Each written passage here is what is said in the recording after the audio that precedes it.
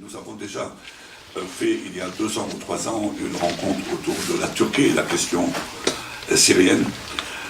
Il y a pour nous une question turque en ce qui concerne la Syrie, parce qu'il y a un sentiment général chez les Syriens qu'il y a eu des revirements, une série de revirements d'Erdogan lui-même, du pouvoir turc, en ce qui concerne la Syrie. Et j'ai pensé qu'il était vraiment le moment de faire cette rencontre autour de la politique turque vis-à-vis de la Syrie, surtout après l'attaque turque contre Afrin et les réactions qu'elle a suscitées, réactions en général de dénonciation dans nos rangs à nous, mais aussi il y a des forces syriennes qui ont été entraînées avec l'armée turque dans l'attaque contre Afrin. Il y a eu des personnalités qui ont été même inspectées des régions entre guillemets soi-disant libérées, etc. Donc la question est très brûlante et j'ai pensé que l'une des meilleures personnes pour nous en parler était Guillaume Perrier, qui vient de publier ce livre Dans la tête de Recep Tayyip Erdogan, dans la belle collection Dans la tête 2 chez Actes Sud. On a eu l'occasion de parler une fois du premier volume de cette collection Dans la tête de Vladimir Poutine. Bon.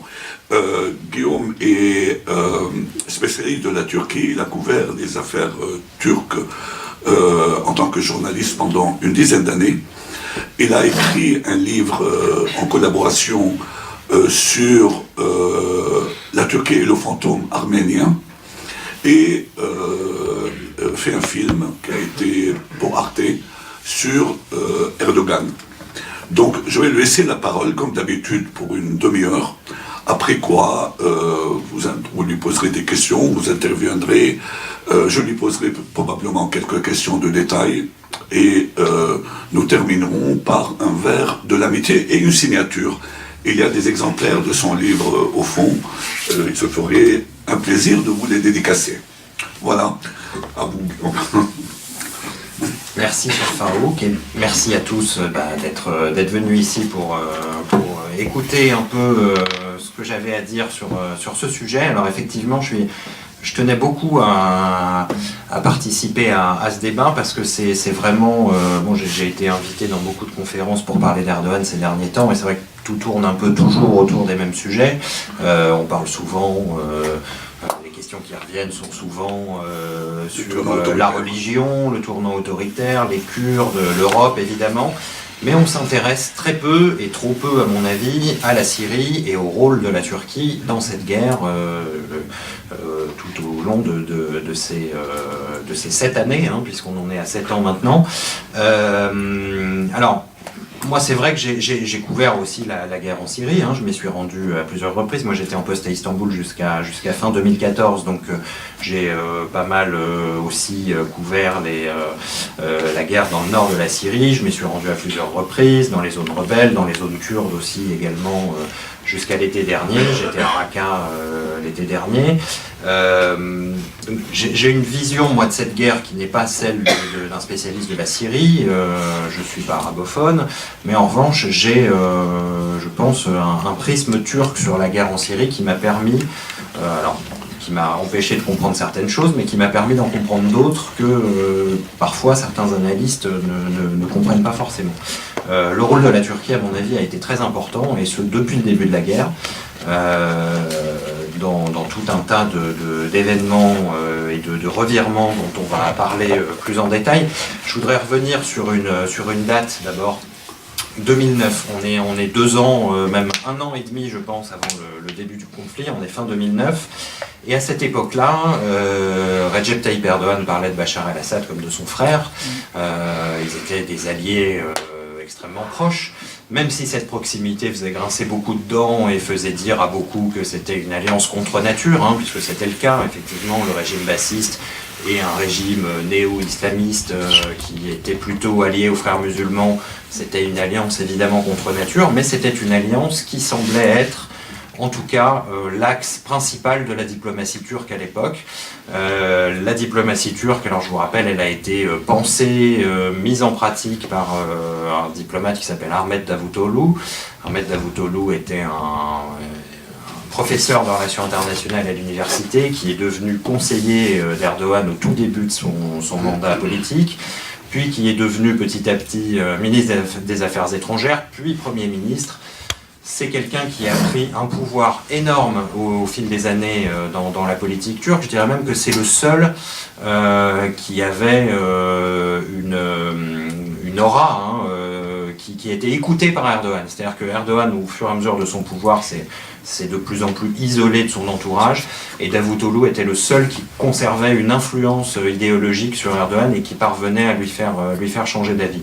Donc c'était un personnage clé, c'était un personnage central, et toute sa vision diplomatique à l'époque était, bon, vous connaissez la fameuse théorie du zéro problème avec les voisins. Le but était pour lui de recréer une espèce d'espace de paix et de prospérité autour de la Turquie, qu'on a qualifié parfois de néo-ottomanisme, parce qu'évidemment ça reprenait un petit peu l'idée de cette Pax Ottomanica, l'idée de créer une zone d'influence turque qui reprenait un petit peu le territoire ottoman, mais pas uniquement, puisqu'il s'étendait dans des zones où l'Empire ottoman n'était pas allé.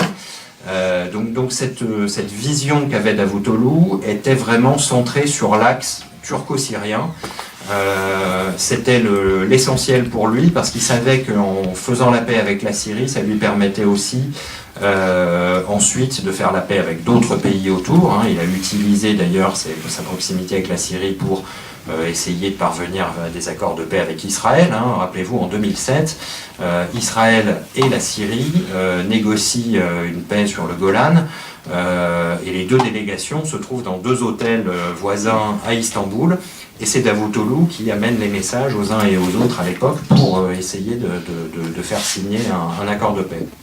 Donc il y a vraiment une vision diplomatique très forte, où la Syrie joue un rôle très important. Donc je reviens à 2009. 2009, on est donc très près de la guerre, et on est au sommet vraiment de cette coopération, avec la famille Erdogan qui se rend donc en famille à Alep, reçu par la famille Assad en grande pompe, et on signe là un certain nombre d'accords économiques et politiques.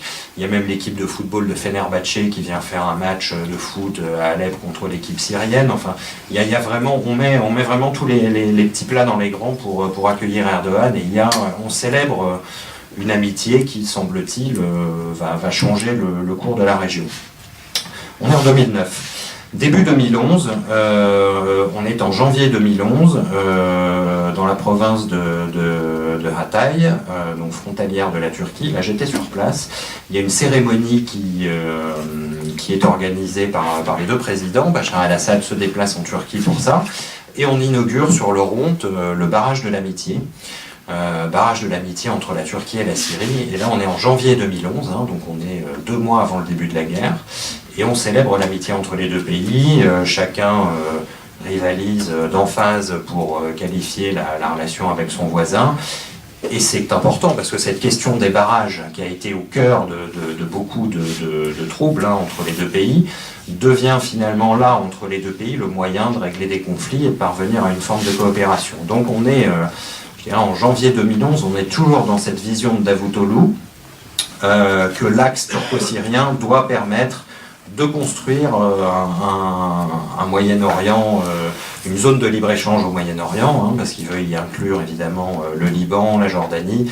Et puis surtout, il ne faut pas oublier que pour la Turquie, cette vision diplomatique, elle est d'abord guidée par des exigences économiques, comme souvent, mais la Turquie est dans une période d'expansion économique, elle a besoin d'exporter ses produits dans toute la région. Les relations économiques avec l'Europe ne sont pas au mieux à cette époque, puisqu'en 2009, c'est la crise dans les pays occidentaux. Donc la Turquie a besoin d'inonder le Moyen-Orient, les Balkans aussi, et l'Afrique, mais d'abord le Moyen-Orient, de ces produits industriels et commerciaux. Et donc la Syrie est très importante parce que c'est l'axe qui permet à la Turquie d'exporter vers les pays du Golfe. Sans la Syrie, il faut passer par l'Irak, c'est beaucoup plus compliqué, ou alors il faut passer par la mer. Enfin, l'axe principal d'exportation des produits turcs, c'est la Syrie. Donc, à partir de 2011 et du conflit, il se pose un problème de fond pour la Turquie, qui est d'abord très concret. C'est-à-dire qu'il y a des entreprises qui font faillite, qui ne peuvent plus exporter leurs produits, et qui commencent à réclamer de leur gouvernement des actes. Donc à ce moment-là, Davutoglu, je parlais de 2009, Davutoglu, moi je l'avais interviewé en 2009 sur ce sujet-là, et il m'avait dit qu'il s'était rendu 55 fois en Syrie au cours de l'année. 55 fois. Donc on voit bien que c'était une priorité. Hein. Alors il s'y rendait d'abord pour rencontrer les dirigeants syriens, mais pas uniquement, il rencontrait aussi à chaque fois les dirigeants du Hamas, qui étaient à Damas, sous protection syrienne, et avec qui il entretenait d'excellentes relations. Et voilà, 2009, on est aussi dans les prémices du revirement diplomatique de la Turquie par rapport à Israël. Donc c'est ça aussi qui se préparait. Et donc on a en 2011 une politique qui ne change pas tout de suite. Les premières répressions en Syrie, les premiers massacres contre les manifestations ne font pas tout de suite changer la politique turque. Évidemment des appels au calme qui sont lancés, des appels à la modération, mais rien de plus. Davutoglu continue à se rendre à Damas jusqu'à très tard, jusqu'au mois d'août, il me semble, voire même après. Il essaye de négocier avec Bachar et de l'amener à modérer un petit peu sa position. Et la principale exigence des Turcs à ce moment-là est la réintégration de plusieurs leaders importants des frères musulmans qui sont réfugiés en Turquie et avec qui Recep Tayyip Erdogan entretient des liens personnels de longue date. Donc il y a d'abord des négociations sur ce point-là. Et Davutoglu est dans une position à l'époque où, et c'est vraiment le travers de la diplomatie turque pendant toutes ces années, ils ont une telle estime d'eux-mêmes et un tel sentiment de puissance qu'ils sont persuadés que de toute façon Bachar el-Assad pliera sous les injonctions turques. Et comme tout le monde, évidemment, ils se font promener. Le temps passe. La situation ne fait que s'empirer, évidemment, se crisper, et jusqu'à ce que Davutoglu finisse par montrer son impuissance à résoudre la question. Et donc c'est là que Erdogan, avec la diplomatie qu'on lui connaît, va ruer dans les brancards et va commencer à adopter un ton un peu différent concernant la Syrie. Mais donc de son frère, il va devenir effectivement le boucher de son peuple, enfin toutes sortes de qualifications assez violentes à partir, je dirais, de 2012. C'est à peu près à cette époque-là qu'il y a un revirement de la diplomatie turque. Et donc à l'été 2012, effectivement, tout va changer. Il va y avoir... je ne vais pas vous refaire toute l'histoire, mais il y a effectivement la constitution du CNS d'abord, et puis qui va être soutenue vraiment très fortement par la Turquie, qui va faire ses réunions à Istanbul. Il y a l'armée syrienne libre qui va se constituer d'abord dans un camp de réfugiés au sud de la Turquie et qui va commencer à se structurer. Donc, il y a je dirais, la Turquie va accompagner la constitution de l'opposition syrienne, que ce soit l'opposition politique, civile ou armée, et va la soutenir très largement. Alors après, l'opposition, évidemment, va devenir les oppositions, parce que ça va très rapidement se disperser. Je me souviens, alors j'ai plus les dates en tête, mais je me souviens d'une des premières rencontres de l'opposition syrienne qui a eu lieu à Antalya. Je me souviens plus si c'était en 2011 ou en 2012, j'ai la mémoire qui flanche là, mais et c'est là qu'on s'est aperçu qu'effectivement, d'abord il y avait une pluralité incroyable de cette opposition. Moi, je me souviens avoir rencontré des jeunes blogueurs qui venaient de Homs ou de Damas et qui portaient vraiment une voix extrêmement forte et qui évidemment très vite ont été avalés par le rouleau compresseur de la politique. Et c'est vrai que dès les premières réunions, on s'apercevait que il y avait certains groupes très puissants qui allaient phagocyter un petit peu toute cette diversité de l'opposition et qui allaient très vite la faire rentrer dans le rang. Donc on a vu beaucoup de jeunes comme ça, beaucoup de jeunes activistes, enfin de jeunes ou les moins jeunes d'ailleurs, hein, mais beaucoup de gens très qui incarnaient vraiment, à mon sens, hein, la révolution syrienne. Très vite se décourager face aux récupérations politiques des uns et des autres. Et c'est vrai que la Turquie, très tôt, a mis la main sur une partie de l'opposition. Alors ensuite, il y a eu ce que vous connaissez aussi, bon, évidemment, une aide massive à certains groupes, hein, certains groupes armés. Alors ça a changé dans le temps, évidemment, tous ces groupes ont changé de nom, se sont mariés entre eux, se sont divisés, mais la Turquie a quand même essayé de garder une logique dans tout ça, et de soutenir des groupes qui étaient plus ou moins proches de la mouvance des frères musulmans. Elle a aussi, à d'autres moments, adopté des attitudes plus ambiguës avec des groupes qui n'étaient pas forcément ceux qu'elle aurait dû soutenir au départ, hein, pour d'autres raisons. Alors on va en parler, mais c'est vrai que Jabhat al-Nusra très tôt a été soutenu par la Turquie jusqu'à très tard, hein, au moins jusqu'à 2016, hein, j'en ai été témoin directement. Avec Daesh, c'est une autre histoire, là pour le coup. Je pense qu'il y a beaucoup de choses qui ont été dites ou écrites, mais que personne ne connaît encore réellement la nature des relations entre la Turquie et Daesh. C'est sans doute des choses qui vont se clarifier un petit peu plus tard. Voilà, la Turquie a joué un jeu, comme elle l'a toujours fait, extrêmement opportuniste finalement sur cette question, en soutenant les groupes qui allaient défendre ses intérêts et sa propre stratégie. Sa propre stratégie étant, depuis le début et de manière infaillible, hein, d'abord de contenir la poussée des Kurdes dans le nord de la Syrie, parce qu'il faut bien se dire que depuis le départ, la Turquie n'a qu'un seul objectif, il ne concerne ni les Syriens, ni Bachar el-Assad, il concerne les Kurdes, et c'est ça qui guide tout le reste. Le reste ne sont que des conséquences de ça. Et ça a commencé très tôt. Alors, entre 2011 et 2014, on était encore dans une phase où la Turquie était dans une phase de négociation avec les Kurdes, de négociation politique avec le PKK en Turquie. Et donc la présence du PKK en Syrie lui posait beaucoup moins de problèmes à l'époque. On peut parler de Salim Muslim, par exemple, le dirigeant du PYD, hein, qui, vous savez peut-être, a été arrêté aujourd'hui en République tchèque et risque fort d'être extradé en Turquie et donc condamné à une lourde peine. Hein. Enfin, on va voir ce qui va se passer, il va y avoir des tractations diplomatiques, mais ça serait quand même assez étonnant qu'un pays européen cède aux injonctions de la Turquie de ce point de vue-là. Mais Salim Muslim, il y a 2 ans, a été reçu avec tous les honneurs à Ankara comme un chef politique avec qui on pouvait discuter. Aujourd'hui, sa tête est mise à prix pour près d'1 million d'euros et il est considéré comme un terroriste. Donc on voit que la Turquie adopte de manière très pragmatique des positions très différentes en fonction d'abord de ses intérêts politiques et puis de la situation intérieure à la Turquie. C'est un aspect qu'il ne faut pas oublier. Bon, bien sûr, la Turquie est voisine de la Syrie, il y a 850 km de frontières communes. Mais au-delà de ça, il y a des problématiques qui sont extrêmement communes aussi aux deux pays. C'est-à-dire qu'il y a des minorités qui sont semblables. Il y a une minorité alawite en Turquie qui a été pro-Assad depuis le début. Et dès 2011, on voyait les portraits de Bachar dans la province d'Hatay. C'était assez frappant.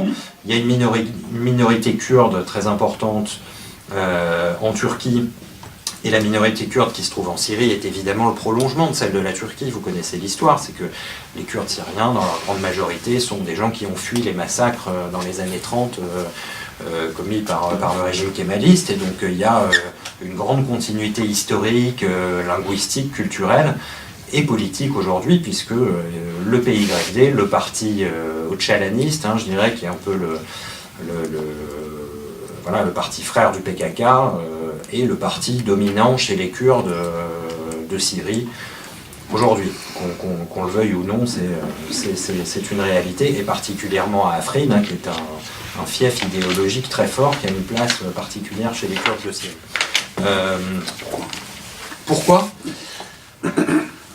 Alors pourquoi ça? Il n'y a pas vraiment d'explication, mais il y en a une qui me semble intéressante, c'est que une partie des Kurdes d'Afrin viennent de régions montagneuses proches du Dersim. C'est des Kurdes plutôt de l'ouest du Kurdistan turc, qui viennent d'une région assez enclavée avec une culture extrêmement particulière. Ils ont aussi une langue qui leur est propre, enfin un dialecte kurde qui leur est propre. Donc il y a une identité très forte, et le fait qu'ils soient enclavés à Afrin par rapport aux autres cantons kurdes fait qu'ils ont aussi gardé cette identité extrêmement forte. Et dès le début de la guerre, d'ailleurs, c'est intéressant parce que Afrin, moi j'y suis allé en 2011 ou en 2012. À l'époque, les Turcs nous laissaient rentrer et aller à Afrin, et on pouvait aller à Afrin au début de la guerre, et on se rendait compte effectivement que c'était une espèce de Tchélanistan avec des drapeaux du PKK absolument partout, et ça ne posait de problème à personne, si vous voulez, ni aux rebelles syriens, ni aux Turcs, de laisser cette enclave d'Afrin dans ces conditions-là. Voilà, on va y revenir, mais je pense que l'attaque d'Afrin aujourd'hui, alors on peut peut-être en parler tout de suite un petit peu, l'attaque d'Afrin, elle était prévue de longue date, ça n'est une surprise pour personne. Les Turcs avaient menacé, enfin Erdogan avait menacé d'attaquer Afrin depuis très longtemps. Il invoque des mesures sécuritaires. Alors, c'est intéressant parce que des mesures sécuritaires, parce qu'il y a la présence du PKK, mais si vraiment il voulait venir à bout du PKK, c'est pas Afrin qui l'aurait attaqué, c'est Kandil, c'est Gamishli, où il y a les autorités politiques kurdes syriennes. Donc le fait qu'il ait attaqué Afrin est plus, à mon avis, à mettre en rapport avec sa volonté de s'opposer à la politique américaine en Syrie en ce moment, et de créer une véritable confrontation avec les États-Unis. Le but est là. Et en ça, je pense que de toute façon, le calcul était fait depuis longtemps par Poutine. Et en quelque sorte, Erdogan a été attiré dans le piège de la Russie, et les Kurdes également, si vous voulez, parce que à Afrin, il y avait des Russes, et les Kurdes comptaient sur cette présence russe pour justement éviter que les Turcs n'attaquent. Et on a bien vu que les Russes se sont non seulement retirés avant l'attaque, et en plus ont laissé les Turcs bombarder Afrin. Donc tout ça mène à un point, c'est la confrontation des Turcs et des Kurdes, l'instrumentalisation des rebelles syriens qui sont incités à venir combattre soit contre les Turcs avec les Kurdes pour certains, soit contre les Kurdes avec les Turcs pour certains, mais qui finalement se détournent de l'objectif qui doit être de lutter contre le régime de Bachar el-Assad et contre ses soutiens. Donc tout ça ne profite évidemment qu'à un pouvoir, c'est celui de Poutine et de ses alliés. Et ce qu'il faut comprendre aujourd'hui, c'est que si un temps la Turquie longtemps été perçue comme ennemi du régime et comme opposé à opposé à la Russie dans le conflit syrien, ça a longtemps été le cas. Depuis 2 ans, on a une situation qui est radicalement inverse. Et ça, je pense qu'on a encore aujourd'hui du mal à comprendre que quand on parle du camp de Bachar, de la Russie et de l'Iran, on oublie de mettre la Turquie derrière. Aujourd'hui, ces 4 pays-là travaillent ensemble. Les accords d'Astana, c'est la Turquie, l'Iran, la Russie. D'ailleurs, je vous rappelle que les accords d'Astana se sont tenus à Astana, dans l'hôtel Rixos, qui appartient à un mafieux kazakh qui est un ami proche d'Erdogan et qui finance le parti d'Erdogan, qui par ailleurs organise des parties fines pour les footballeurs, mais ça c'est un autre sujet. Voilà, on est dans une situation où ces 3 pays aujourd'hui sont les véritables maîtres de la Syrie, ont créé leur propre ordre. Et alors, on pourrait penser aujourd'hui que la Russie et la Turquie ont encore des intérêts divergents sur ce qui se passe dans le nord de la Syrie, mais je ne crois pas. Poutine a laissé les mains libres à Erdogan sur Afrin, et en ça, il sait très bien qu'il a maintenant les cartes en main, puisque après avoir laissé à la Turquie régler la question kurde à sa manière, ce qui est le plus important pour elle, qu'est-ce que la Turquie va pouvoir dire si la Russie rase Idlib ou la Ghouta aujourd'hui? Poutine va lui dire, bon bah dans ces cas-là, Hein, on va arrêter. Et d'ailleurs, il a menacé de le faire, si vous voulez. C'est que quand il y a eu le jet abattu par les rebelles syriens il y a quelques jours, c'était des rebelles qui étaient en contact avec la Turquie. Soutenus par la Turquie, armés par la Turquie, vraisemblablement que les armes qu'ils ont utilisées pour abattre l'avion syrien venaient de la Turquie. Quelle a été la réaction de Poutine ? La réaction de Poutine n'a pas été de faire comme Erdogan, de taper du poing sur la table, de remettre en question les alliances. Il a dit, bon, à partir d'aujourd'hui, l'espace aérien syrien vous est fermé pour Afrin. Débrouillez-vous. Et donc pendant 4 jours, ils n'ont plus bombardé que par des tirs venus du sol. Donc l'aviation ne pouvait plus aller bombarder Afrin. Résultat, les soldats turcs ont perdu 30 hommes en 4 jours. Ça a été un message très clair. Après, Poutine a rouvert l'espace aérien. Je pense qu'il n'y aura plus d'incidents de ce genre. Je pense qu'Erdogan a très bien compris le message. Donc qui aujourd'hui mène le jeu en Syrie? Bon, c'est pas une découverte, c'est évidemment les Russes. Mais Erdogan aujourd'hui est totalement un instrument de cette stratégie et il trouve son compte. Je vais finir là-dessus parce que je crois qu'il faut aussi avoir en tête une chose très importante, c'est qu'aujourd'hui, l'équilibre politique en Turquie n'est plus celui de 2010, n'est plus celui de 2013. L'équilibre politique en Turquie aujourd'hui, c'est depuis 2014 une alliance entre les islamistes d'Erdogan et les ultranationalistes, ce qu'on appelait les Lougri avant, le MHP, et également une branche qui est très intéressante de ce nationalisme turc, qui vient de l'extrême gauche, c'est des anciens maoïstes reconvertis à l'ultranationalisme, et qui défendent aujourd'hui, si vous voulez, une vision eurasienne. Et donc la diplomatie turque doit être guidée par le rapprochement entre la Turquie et la Russie pour créer une espèce d'entité avec la Chine, avec l'Asie centrale, qui soit un contrepoint à l'Occident. Et donc on a aujourd'hui une politique turque qui est totalement anti-occidentale. On voit bien qu'il y a des frictions très fortes avec l'OTAN, avec l'Union européenne. Et Poutine tire la Turquie dans ce sens-là. Et aujourd'hui, c'est vraiment ça qui guide la diplomatie turque et la diplomatie en Syrie.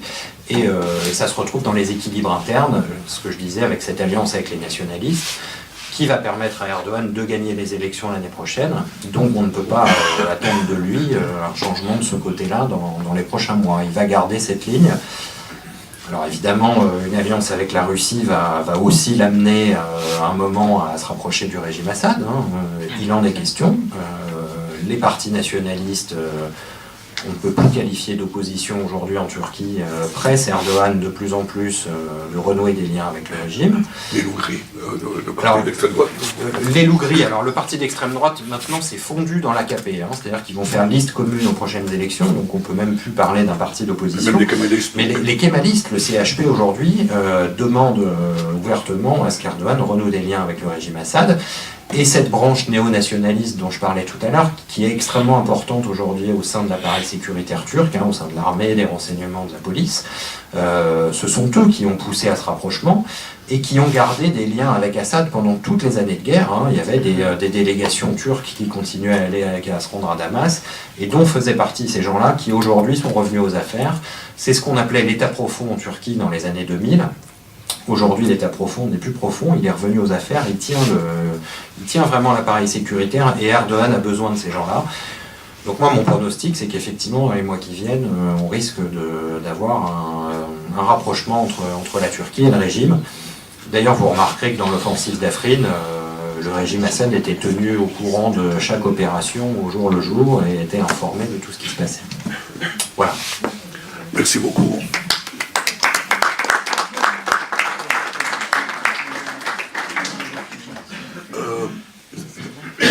Deux questions avant de passer la parole au public. Aujourd'hui, dans la scène intérieure turque, est-ce que vous pouvez développer un peu sur les réactions, par exemple? Bon, on sait que la hantise kurde est dominante en Turquie. Et que seul finalement le Parti des peuples, qui est décimés, bon, kurdes, bon. Mais est-ce qu'il y a une sorte d'union nationale autour d'Erdogan sur la question de la Syrie, d'Afrin, etc. Ça, oui, je crois qu'il y a une union nationale aujourd'hui. Alors, elle est évidemment, elle n'a rien de spontané. Ce qui est terrible, c'est qu'il y a 5 ans, il y avait une union nationale autour de l'idée qu'il fallait faire la paix avec les Kurdes et que c'était le seul moyen pour enfin sortir de cette litanie des cercueils qui revenaient en Turquie chaque semaine. Et finalement, aujourd'hui, on est revenu à une situation qui était celle du début des années 2000, à l'époque du régime dominé par les militaires, où effectivement on a un nationalisme absolument terrifiant. Vous avez peut-être vu ces images hier d'un discours d'Erdogan où il fait monter une fillette en treillis militaire avec un drapeau turc dans la poche. Il dit grâce à Dieu, cette petite fille pourra mourir en martyr et ses parents pourront couvrir son cercueil du drapeau. Et tout le monde applaudissait et trouvait ça merveilleux. Donc on est revenu à cette forme de nationalisme totalement délirant, oui, qui est soutenu. Mais il y a toujours eu cette union sacrée, je dirais, autour de la menace kurde en Turquie. Voilà, que ça soit le MHP ou le CHP, les kémalistes évidemment ont aussi cette tendance très forte. Donc, et le HDP, vous l'avez dit, le parti qui est issu du mouvement kurde est plus que décimé. Il y a aujourd'hui 12 députés en prison. Leur leader lui-même est en prison depuis 1 an et demi et a dit qu'il se retirait de la vie politique. Donc il n'y a plus aucun, aujourd'hui, il n'y a plus aucun espace démocratique pour la négociation sur la question kurde. On n'est que dans une résolution militaire de la question et qui a prouvé son échec depuis très longtemps. Bon, et la deuxième question concerne la relation entre la Russie et la Turquie. Est-ce qu'elle a une base économique solide? C'est-à-dire, aujourd'hui, est-ce que la Turquie et la Russie trouvent leur bien dans cette relation nouvelle, qui n'est pas très ancienne à ce niveau? Elle n'est pas très ancienne, mais la Russie constitue quand même un terrain important pour les exportateurs turcs, pour les industriels. Là aussi, Moscou était quand même largement construite par des Turcs, tous les centres commerciaux, les bâtiments, enfin il y a énormément de groupes de BTP qui travaillent en Turquie. L'exportation de produits alimentaires aussi. Alors on a vu quand il y a eu une crise en 2015, ça a été qualifié de crise de la tomate parce que toutes les tomates turques partaient en Russie et étaient bloquées par les douanes. Donc ça, pour l'agriculture turque, c'est aussi un débouché extrêmement important parce que voilà, il y a beaucoup d'exportations. Non, c'est pas une relation très ancienne. Les Russes essayent aussi de concurrencer les Européens en Turquie, alors par exemple sur le marché des centrales nucléaires, où ils se sont positionnés. La première centrale nucléaire turque a été attribuée à des Russes. Et puis n'oublions pas le marché de l'armement quand même. La Turquie a signé l'année dernière un contrat qui a beaucoup fait jaser pour obtenir un système de défense antimissile S-400, qui est le système russe, et qui est donc concurrent de l'OTAN, à laquelle appartient la Turquie. Donc ça crée énormément de problèmes. Donc on voit bien en fait que je pense que c'est moins une question économique qu'une question stratégique. Dans tout ça, la Russie essaye absolument de tirer la Turquie hors du giron de l'OTAN et de la retourner contre les Américains. Okay, merci. Alors, oui, une question. On prend 2-3 questions et puis je laisserai la parole à M. Perrier. 2, 3, 4. Voilà, donc on commence ici. Vous avez là... Oui. Vous avez considéré que la Turquie a fait un virement, Erdogan a fait un revirement en 2011. Est-ce que vous attendez qu'il continue à être avec Assad? C'est-à-dire Assad tue. Donc il est normal qu'il soit avec le peuple. Donc c'est pas un revirement. Je ne comprends pas, parce qu'Assad, un criminel, il tue son peuple, oui, mais... et il ne peut pas être avec lui. Il a essayé de sauver la situation, mais il n'a pas réussi. Oui, d'accord. Deuxièmement, Est-ce que vous avez oublié le fait que la Turquie a descendu, elle a battu un avion russe, d'accord? Et suite à ça, hein, j'ai suivi cette affaire de près.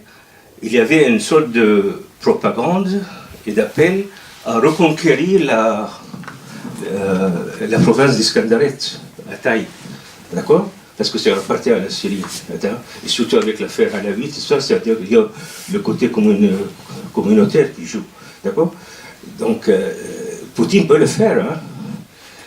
D'autre part, s'il est allé vers la Russie, c'est surtout pour éviter que Poutine fasse ce qu'il veut, et aussi parce qu'Erdogan a été en quelque sorte lâché par l'Occident et par l'OTAN. Pendant des années, il criait « Faites une couverture aérienne pour sauver le peuple. Hein? » Personne ne voulait le faire. Et ça ne coûtait rien, ça. D'accord? Donc, en fait, moi, j'aimerais bien comment ça s'appelle? Je veux dire quelque chose. Hein. L'attaque contre Erdogan a commencé, je me rappelle bien, quand Abdallah Gül était Premier ministre, il était fâché de l'Europe parce qu'il n'acceptait pas la trêve de la Turquie. Hein, il a menacé, en quelque sorte, hein, que la Turquie va se tourner vers les Arabes et vers les Palestiniens. D'accord? Et là, je me rappelle, le leader conservateur Alexandre Adler l'a traité de voyou. Hein? Et depuis, à chaque fois que la Turquie s'éloigne au fur et à mesure de l'Israël, l'attaque commence. Alors j'aimerais bien qu'un jour qu'on s'occupe de Netanyahou.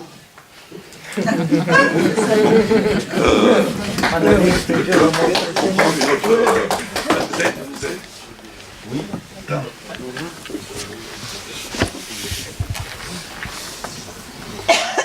Merci. Oui, merci pour votre exposé. Ma question rejoint un tout petit peu une partie donc, de l'intervention précédente. Ne pensez-vous pas que le revirement, que l'Occident d'une manière générale, hein, les États-Unis, l'OTAN, l'Europe y compris, ne pensez-vous pas qu'ils sont responsables quand même du revirement d'Erdogan? On se souvient de quelques chapitres quand même intéressants à ce sujet-là. L'avion russe abattu par les Turcs, et où on a assisté à la pression exercée par Poutine. Et que fait l'OTAN? Sollicité par la Turquie pour un soutien, il a retiré ses batteries patriotes de la Turquie. C'est pas très encourageant quand même. Il y a le chapitre du coup d'État contre le pouvoir turc en juillet, je crois, il me semble 2015 ou quelque chose comme ça. Donc voilà. Et puis la position de l'Occident d'une manière générale n'était pas vraiment exemplaire. Hein. Donc voilà, donc pour moi l'Occident reste assez responsable vraiment du revirement d'Erdogan et d'aller chercher d'autres cieux, etc. pour s'en tirer, parce que la Turquie est très sollicitée hein, voilà, il y a beaucoup de questions qui la traversent, et puis il y a beaucoup de pression hein, sur la Turquie, et Erdogan fait de la politique comme tout le monde. C'est pas ma tasse de thé, personnellement, hein. Moi j'aurais préféré qu'il y ait un pouvoir pleinement laïque en Turquie, etc. Mais c'est la volonté du peuple turc quand même, hein, et je pense qu'il faut respecter. Il a été élu plusieurs fois, et à la limite, ce n'est pas aux puissances étrangères d'installer un pouvoir en Turquie. Donc voilà, c'était ça ma question. Troisièmement, attendez, il y a une troisième personne, et puis je laisse. Merci pour votre présentation. Je voudrais savoir ce que vous pensez du rôle de la question syrienne concernant la politique intérieure en Turquie, en considérant le parti kémaliste comme étant la seule réelle opposition en ce moment en Turquie au régime d'Erdogan. Donc, si vous voulez, parce que je sais qu'ils utilisent beaucoup cette question, que même les supporters d'Erdogan sont très agressifs concernant la présence des Syriens en Turquie, même si c'est que 3 millions officiellement dans un pays de 80 millions, mais passons. Et je voudrais savoir voilà, ce que vous en pensez à ce niveau-là et comment pourrait évoluer éventuellement justement la politique turque. Même si je sais que c'est pas forcément possible tout de suite, mais si jamais ce n'est plus le régime d'Erdogan et potentiellement une opposition qui prend le pouvoir, sachant que là en ce moment, le HDP et le Kurde ne sont pas sur la scène. Merci. Merci. Alors, ouais, c'est vrai. Alors, monsieur, vous disiez, oui, alors vous trouviez normal qu'en 2011, son revirement en 2011, parce qu'Assad tuait son peuple. Oui, mais il ne peut pas rester avec Assad. Pourquoi C'est pas, un criminel. Oui, mais il y a des pays qui continuent à soutenir Assad même s'il tue son peuple. Pourquoi aurait-il... Erdogan fait de la politique, il n'est pas là pour faire de l'humanitaire, il aurait très bien pu continuer à soutenir un criminel. Et il en a soutenu d'autres, et il en soutient encore d'autres. Le peuple syrien est proche de lui, pourquoi pas. Mais Erdogan soutient... On était ensemble. Attendez, laissez-moi juste vous répondre. Erdogan soutient depuis le début le président soudanais, par exemple, qui est accusé de génocide.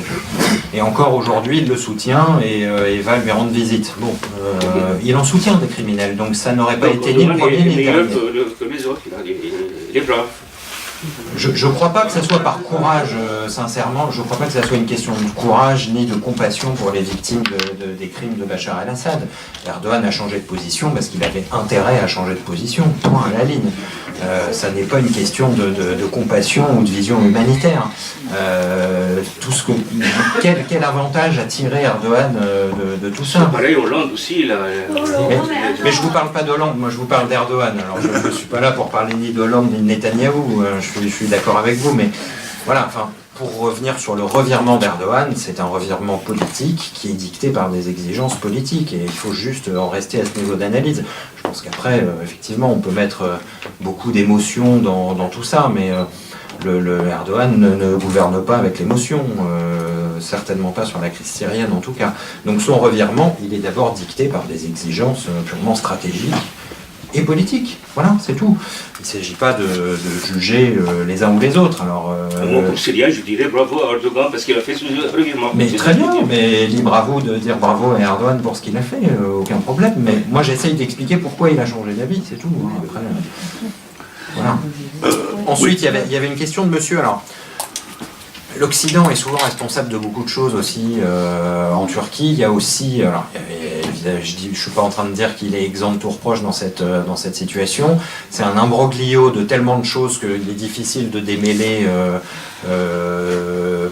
Mais bon, vous avez cité des choses un peu qui font pas beaucoup de sens à mon avis. Le coup d'État de juillet 2016, ça intervient très tard. On est déjà Erdogan est déjà dans une autre stratégie sur la Syrie. C'est pas le coup d'État de juillet 2016 qui le fait changer d'avis.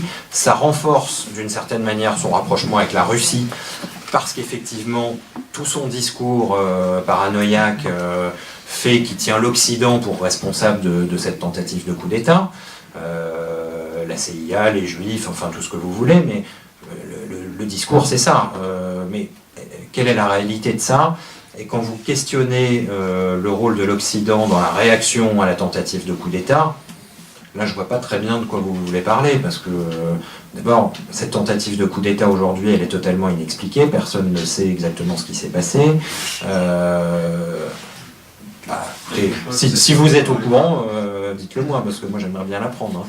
Mais on a beaucoup tardé en Occident à condamner le coup d'État. Mais parce qu'on ne savait pas, mais parce qu'on ne connaît pas les auteurs du coup d'État, encore aujourd'hui. Oui, mais sans connaître les auteurs, un coup d'État militaire qui fait des milliers de victimes, monsieur, il ne faut pas attendre... 250, pas des milliers de victimes, mais un coup d'État militaire, on ne savait pas si c'était une opération maquillée, personne ne savait à l'époque de quoi il en retournait, donc c'était extrêmement douteux d'avoir des réactions trop hâtives sans savoir ce qui se passait. On a envoyé de jeunes appelés qui sortaient des garnisons pour tenir des ponts et ils croyaient eux-mêmes participer à un exercice militaire et puis ils se sont retrouvés au milieu d'une tentative de coup d'État dont ils ne maîtrisaient rien. Donc encore aujourd'hui, on ne sait pas expliquer exactement ce qui s'est passé dans cette nuit du 15 juillet 2016. Ce qui est certain, c'est que le premier bénéficiaire de ce coup d'État, ça a été Erdogan lui-même. Dès le lendemain, mais je dirais même les heures qui ont suivi, il a dit que c'était un cadeau de Dieu et que ça allait lui permettre de nettoyer l'appareil d'État. Voilà, donc moi je veux bien qu'on accuse l'Occident, enfin... Il en a profité, certes, mais est-ce que Qu'est-ce qui vous fait dire que vous semblez créditer...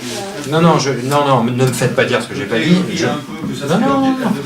Non, me faites pas dire ce que j'ai pas dit. Je dis qu'on ne peut pas l'expliquer aujourd'hui et qu'on ne sait pas. Voilà. Il y a effectivement des soupçons qui portent sur la confrérie de Fethullah Gülen.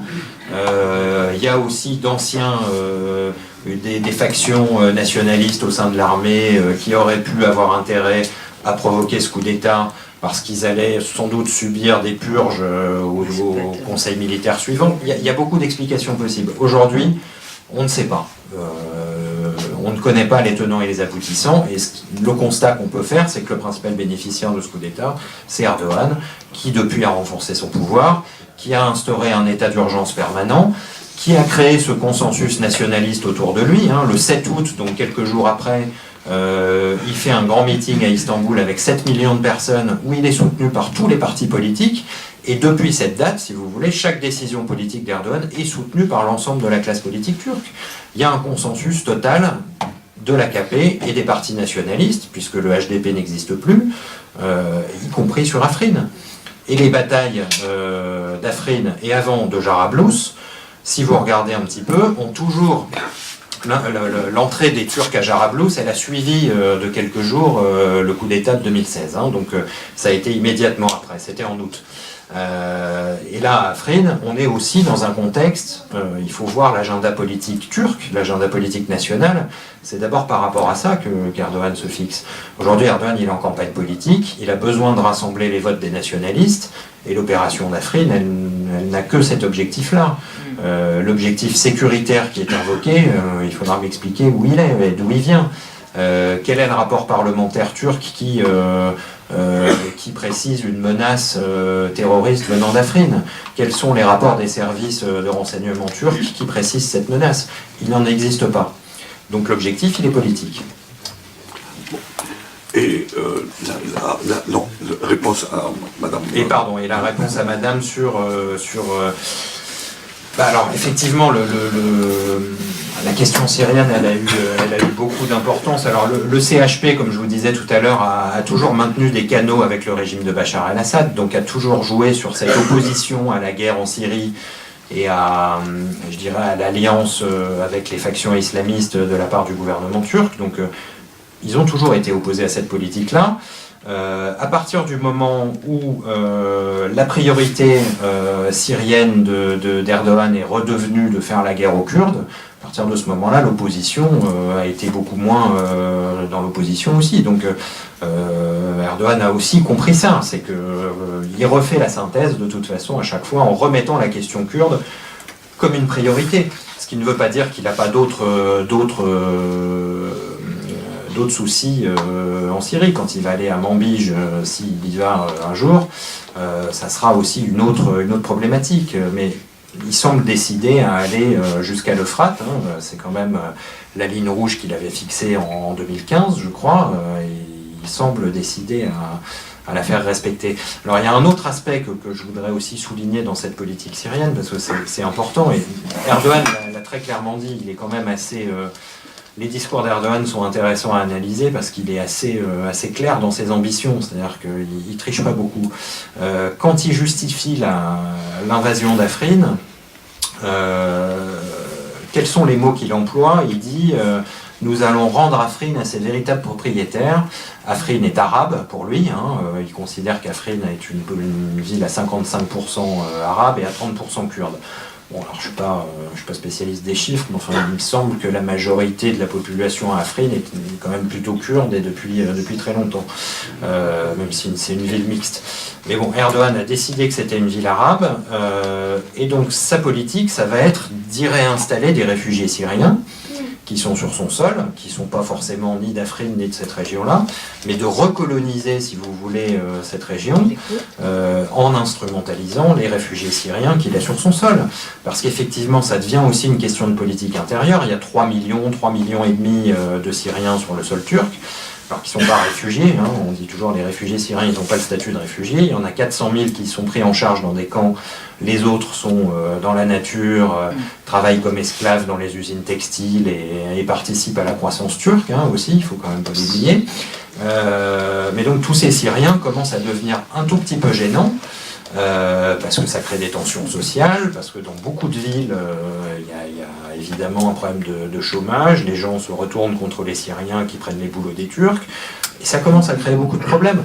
Donc Erdogan commence à sentir aussi que son peuple n'est plus si favorable à l'accueil des Syriens, et donc la solution qu'il a trouvée, c'est de les réimplanter, de les réinstaller dans le nord de la Syrie. Et finalement, qu'est-ce qu'il va faire? Une ceinture arabe dans le nord de la Syrie. Ça rappelle la politique du bassisme, mais cette fois-ci, c'est fait par les Turcs. Et son but, c'est simplement d'arabiser des régions qui pourraient être conquises par les Kurdes. Mais qu'est-ce qui se passe en ce moment, après que l'armée syrienne et les milices syriennes sont entrées dans Afrin? Alors, c'est pas des milices gouvernementales. Alors ça c'est intéressant, effectivement, il y a des milices pro-gouvernementales. Alors, ce que je disais tout à l'heure, c'est que tout le monde est tombé dans le piège russe, c'est exactement là où voulait en venir Poutine. Afrin, évidemment, assiégé par les Turcs, ne pouvait pas tenir longtemps malgré la tendance au martyre et à l'héroïsme des Kurdes, hein, mais évidemment, étant encerclé comme ça ne pouvait pas tenir longtemps, et le but des Russes dans tout ça, c'était de jeter les Kurdes dans les bras du régime. C'est évident depuis le départ, et enfin voilà, moi les officiels kurdes me le disaient déjà l'été dernier, c'était leur crainte. Et le seul souci qu'ils avaient, c'était que les Russes continuent à les protéger de cette invasion turque. Alors aujourd'hui, qu'est-ce qui va se passer? Les milices pro-régime vont évidemment prendre position le long des frontières, vont essayer de co-gérer la ville d'Afrin et voilà, avec le PYD, il va y avoir une forme de co-gestion. Mais je vous ferai remarquer que c'est déjà ce qui existe à Kamishli, à Saké, et dans un certain nombre de villes dans le nord-est. Donc finalement, de la part du régime, c'est assez logique, hein. Ils vont essayer de phagocyter petit à petit la zone kurde qui n'ont toujours toléré que parce qu'ils avaient d'autres priorités, mais ils n'ont jamais accepté l'existence d'un Kurdistan autonome, et ils vont le reprendre dès qu'ils en auront les moyens. Donc voilà, enfin, je ne suis pas surpris de la part du régime dans cette stratégie. Et que fait l'armée turque maintenant? L'armée turque... Donc je veux dire, ils sont autour d'Afrin, au nord d'Afrin. Qu'est-ce qu'ils font? L'armée turque, pour l'instant, est un peu embêtée. Je pense qu'ils vont pas pouvoir aller à la confrontation directe avec ces milices du régime. Donc il va falloir qu'ils trouvent un subterfuge. Ils vont envoyer des miliciens rebelles syriens affronter cette milice. Mais l'armée turque va être obligée sans doute de reculer un tout petit peu ou d'adopter d'autres stratégies. On va voir. Je n'ai pas la réponse à ça. Mais en tout cas, leur objectif reste de déloger les Kurdes d'Afrique.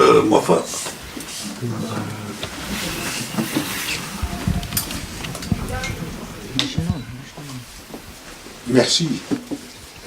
Je reviens sur en fait, la politique russe et turque dans la région.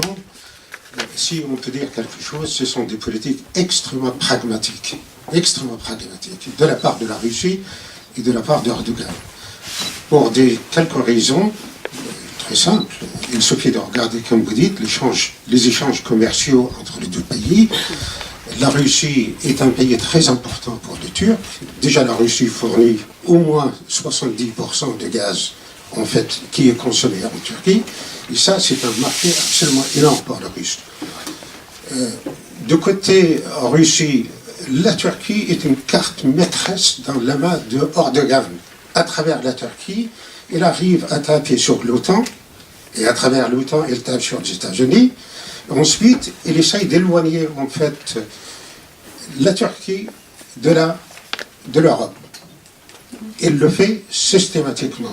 Alors, la réaction européenne contre Erdogan, on raconte tellement de choses.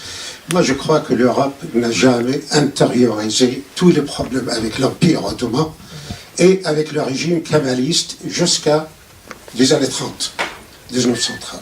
Ça, c'est un problème et qui va rester toujours. Et l'Europe réagira dans cette direction à cause de ça. Alors, l'intérêt de la Turquie, ce n'est pas simplement la Russie, c'est aussi l'Asie centrale. Il ne faut pas oublier que les Turcs, ils ont des relations absolument énormes avec l'Asie centrale.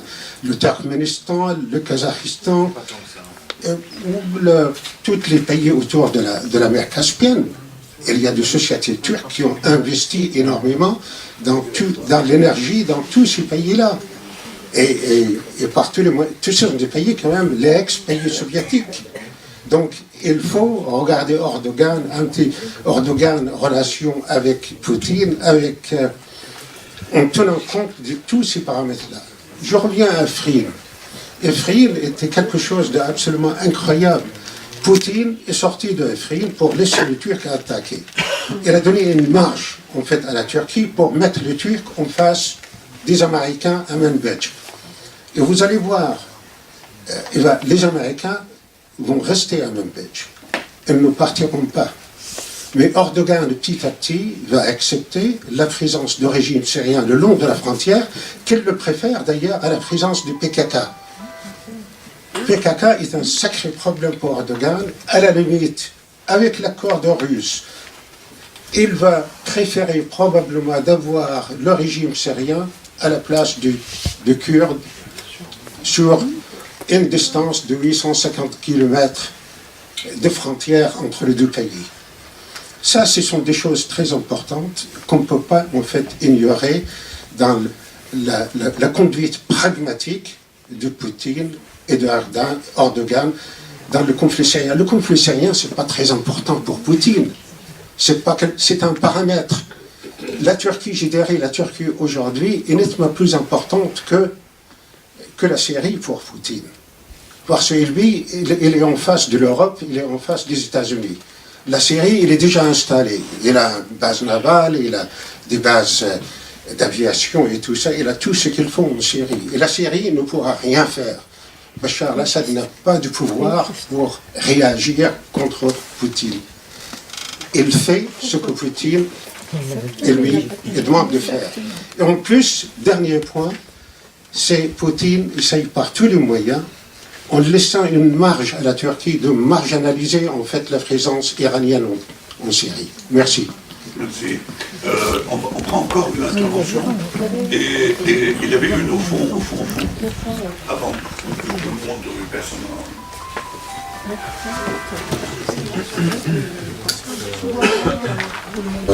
Au-delà de l'intervention militaire actuelle à Afrin, il y a également, sauf erreur de ma part, une présence turque dans la province d'Idlib. Je crois que c'est dans le cadre des accords d'Astana. Est-ce que vous pourriez nous donner quelques éclaircissements sur l'action actuelle de l'armée turque dans la province d'Idlib et sur son soutien éventuel à certains groupes de l'opposition dans cette province aujourd'hui? Sachant que vous le savez, il y a une contradiction, c'est-à-dire que la Turquie est en train de se rapprocher de la Russie et du régime, auquel elle est censée être opposée encore à Afrin comme à Idlib. Donc voilà, est-ce que vous pouvez un petit peu nous aider à y voir plus clair aussi sur ce plan-là? Encore tout à fait au fond, il y avait quelqu'un. Au fond? Il y avait Oui. quelqu'un ici. Il y en a qui s'est levé. Bonsoir. Alors, je vais juste reprendre. Pardon, je vais juste reprendre en fait l'intervention précédente concernant la connexion avec l'Iran. C'est vrai que vous l'avez très très peu évoqué, parce que oui, la Russie est leader dans cette guerre, mais bon, il n'en demeure pas moins que l'Iran, elle aussi, joue un rôle majeur en tant que partie prenante réelle de ce conflit. Et ce que je voulais savoir, en fait, c'est quelle était la relation d'Erdogan avec l'Iran, et surtout, on va dire, du Hezbollah, puisque il y a quelque chose aussi qu'on n'a pas trop évoqué, c'est que l'Iran a un intérêt qui est, on va dire, davantage fraternel plutôt qu'économique, pécuniaire, à l'inverse de la Russie. Bon, après, il y a d'autres choses à prendre en considération. En tout cas, ce que j'aurais bien aimé voilà, si vous pouvez nous donner éventuellement quelques éléments de réponse donc, par rapport à ça. Et deuxièmement, concernant le processus d'Astana, qui avait été, donc, il me semble, initié donc, par la Russie, comment vous pouvez expliquer en fait maintenant les exactions de la Russie sur la Routa, en sachant que à la base ça devait être des zones de désescalade, enfin 4 zones déterminées, dont la Routa, avec donc une zone de désescalade et surtout un accès humanitaire. Donc comment vous pouvez expliquer que, la détérioration en fait, par rapport au processus d'Astana. Merci. Alors juste pour revenir sur la première remarque, ça marche là ou pas? Voilà, la première remarque de monsieur, je partage à peu près votre analyse, mais juste, il y a du pragmatisme quand la Turquie se retourne vers la Russie, je suis d'accord avec vous. Après, il a ses limites aussi, parce que l'Asie centrale, c'est gentil pour le mythe nationaliste, le panturquisme, etc., mais ça représente rien du tout dans les relations économiques de la Turquie. Non, vraiment. Enfin, moi, pour y être allé souvent, c'est plus un mythe nationaliste qu'une réalité. Les relations entre la Turquie et l'Asie centrale sont très faibles en termes économiques. Il y a très peu d'importation de matières premières, mais je vous assure, et même linguistiquement, c'est des gens qui se comprennent pas. Il y a 2 milliards de dollars dans la Caspienne. Ah mais la Caspienne, vous me parlez de l'Asie centrale, alors la Caspienne c'est... l'Asie centrale, c'est le Turkménistan. Mais alors le Turkménistan, non, c'est surtout en Azerbaïdjan, là, effectivement, l'Azerbaïdjan, mais là c'est pas l'Asie centrale, d'accord. Mais l'Azerbaïdjan, oui, mais alors après le Kazakhstan, le Turkménistan, l'Ouzbékistan, tous ces pays restent quand même beaucoup plus liés à la Russie qu'à la Turquie. Et ils ont eu beaucoup de mal. Les Turcs ont essayé d'investir dans ces coins-là. C'est d'ailleurs les disciples de Fethullah Gülen qu'on a envoyés comme missionnaires dans ces régions-là. Et aujourd'hui, ils n'y sont plus. Donc la Turquie n'a plus ce point d'ancrage en Asie centrale aujourd'hui.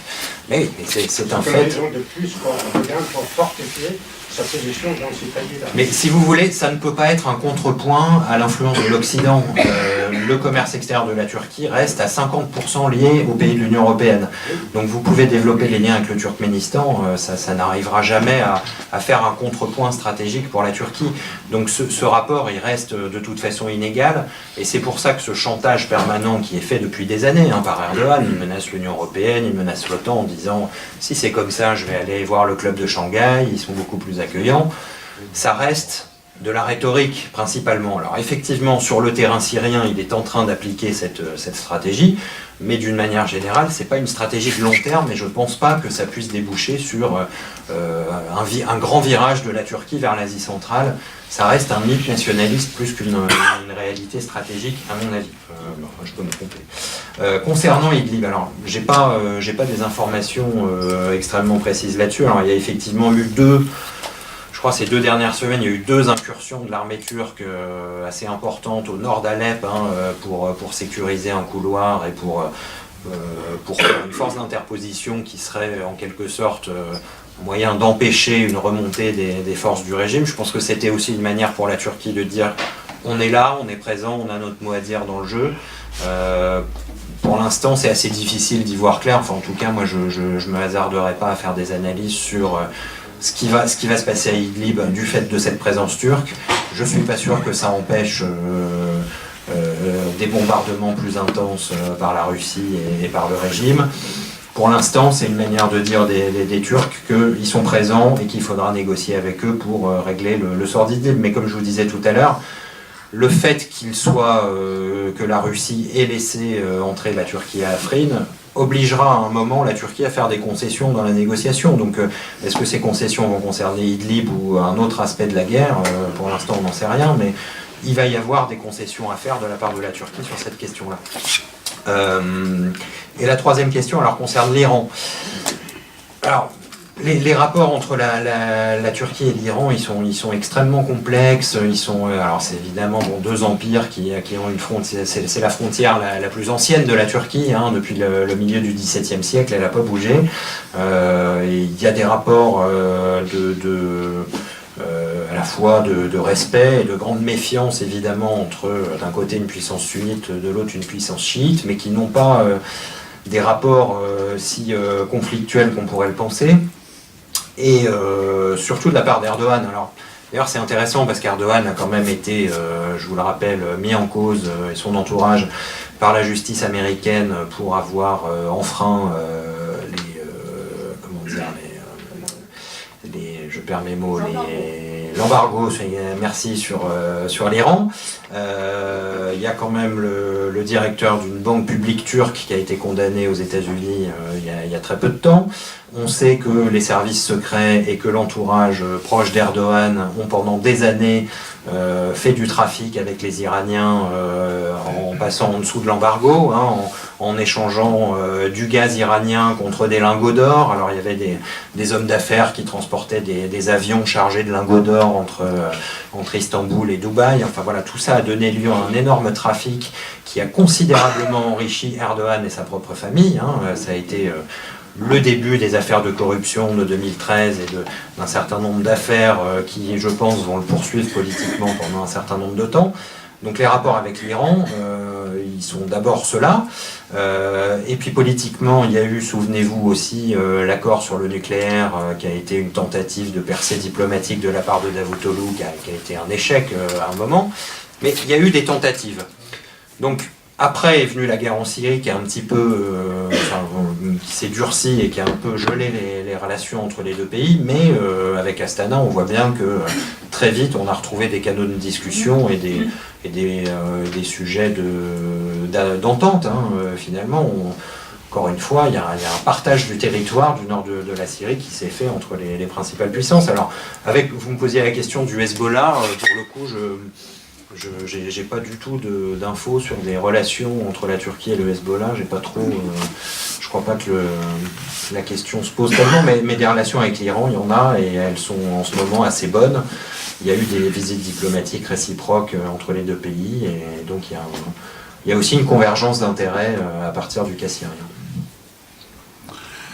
Une question en ce qui concerne les Kurdes. Il y a eu un moment où on a beaucoup parlé des relations plutôt amicales entre la Turquie et le Kurdistan irakien. Et puis, j'avais l'impression qu'il y avait une illusion chez Barzani quand il a lancé son référendum, comme quoi la Turquie n'allait pas prendre une position aussi en flèche que les autres contre lui, etc. Et là aussi, c'était une grande déception chez beaucoup de Kurdes, en tout cas irakiens. Oui, effectivement. Alors c'est très intéressant parce que là aussi, c'est l'effet de la politique de Davutoglu, du zéro problème avec les voisins. On est dans les mêmes années, 2009-2010, où il faut faire la paix avec les voisins. Et à la même époque, je crois qu'en quelques mois, la Turquie ouvre un consulat à Erbil, à Bassora et à Najaf, je crois, oui. si je ne me trompe pas. Et donc, Davutoglu est dans une vision où il pense que son néo-ottomanisme va lui permettre de réconcilier toutes les communautés, que ce soit les chiites, les sunnites, les kurdes, peu importe. Tous seront derrière la Turquie et forcément sur la même ligne. Alors évidemment, ça n'a pas fonctionné comme il le voulait. Les relations avec les chiites en Irak ont été assez vite compliquées. Celles avec les sunnites étaient de longue date de bonnes relations. Et avec les Kurdes, alors ça s'est fait de manière plus fine. Il se trouve que Barzani vient de la confrérie Naqshbandi, qui est une confrérie soufie sunnite, et que Erdogan aussi. Et donc par ce biais-là, il y a eu un rapprochement très important. Et donc les deux familles ont, bien avant la reconnaissance du Kurdistan irakien par la Turquie, les deux familles ont commencé à nouer des liens d'affaires d'abord. Le neveu Nechirvan Barzani, qui est aujourd'hui le Premier ministre du Kurdistan irakien, est très vite devenu l'homme des relations économiques avec la Turquie. Et puis, je dirais, l'astuce de la Turquie dans tout ça, ça a été... et c'est un grand paradoxe finalement, c'est que c'est les Turcs qui ont poussé les Kurdes irakiens à l'indépendance et à l'autonomie, pour la simple raison que c'est grâce à la Turquie que les Kurdes ont pu exporter leur pétrole de manière directe. Les Kurdes ont gagné leur autonomie en exportant leur pétrole sans en référer à Bagdad, et ce pétrole, ils l'ont exporté vers la Turquie grâce à un pipeline construit par la Turquie. Donc leur indépendance, ils l'ont acquise grâce aux Turcs, et quand il s'est agi de la mettre par écrit par un référendum, là évidemment, il n'était plus question de soutien, et tout le monde les a lâchés. Et ça a été effectivement la grande naïveté de Barzani, de ne pas se contenter d'une indépendance de facto, et de vouloir en plus voilà, tout le décorum qui va autour. Et c'est là que tout s'est effondré, le rêve du Kurdistan irakien avec... Okay. Encore une question, une intervention. Madame.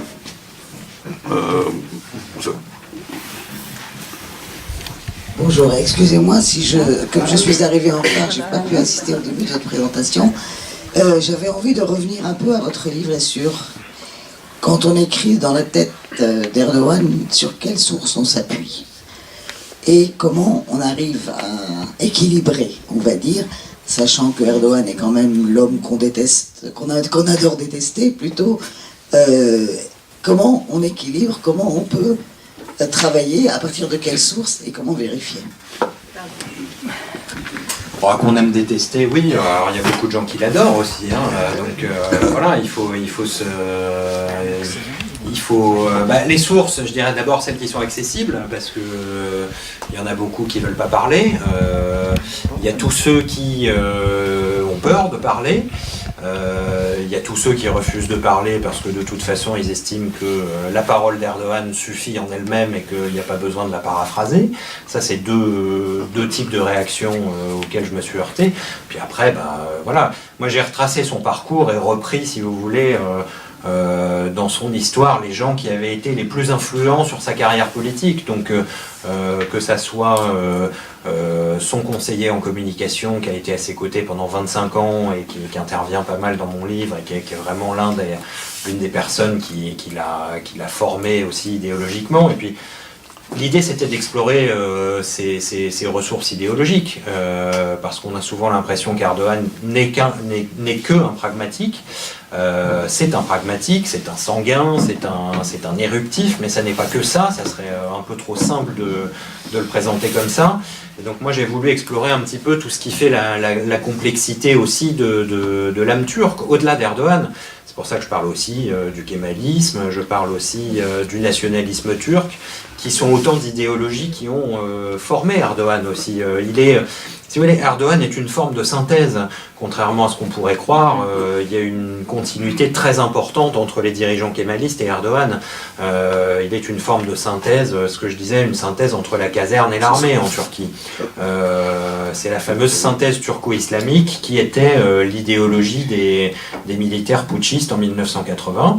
Et je pense qu'Erdogan incarne à la perfection cette idéologie aujourd'hui, en mariant à la fois l'islam politique d'Erbakan, Necmettin Erbakan, qui était vraiment le patriarche de l'islam politique turc, et ce nationalisme turc qui est extrêmement ancré chez lui et qui aujourd'hui a pris le pas sur l'islamisme. On voit bien qu'aujourd'hui, la dimension la plus importante de sa politique, c'est d'abord le nationalisme turc. Et ça lui vient de très loin aussi. Au lycée, quand il récitait des poésies nationalistes, il y a eu des prix d'éloquence pour ça, d'ailleurs, quand il était lycéen. Rappelez-vous, il a été mis en prison dans les années 90 pour avoir récité un poème de Ziya Gökalp. Ziya Gökalp, c'est le théoricien de la turcité du nationalisme turc. Donc, voilà, Erdogan est aussi pétri de toutes ces influences, de toutes ces idéologies, donc c'est un personnage beaucoup plus complexe que ce qu'on pourrait penser. Oui. Merci beaucoup. Merci de votre écoute. Et si vous voulez acquérir le livre